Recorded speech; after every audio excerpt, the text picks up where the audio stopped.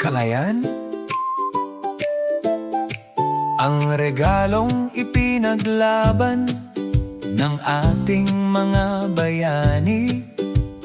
At hanggang ngayon, ang diwang Pilipino ay patuloy na bumibiyahe tungo sa mas magandang bukas.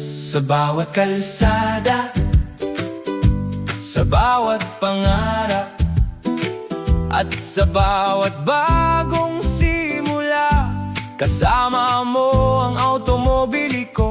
Ngayong araw ng kalayaan, ipagdiwang natin ang tapang, sipag at pagkakaisang Pilipino.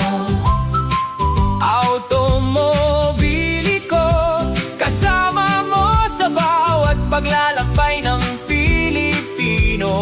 Maligayang araw ng kalayaan.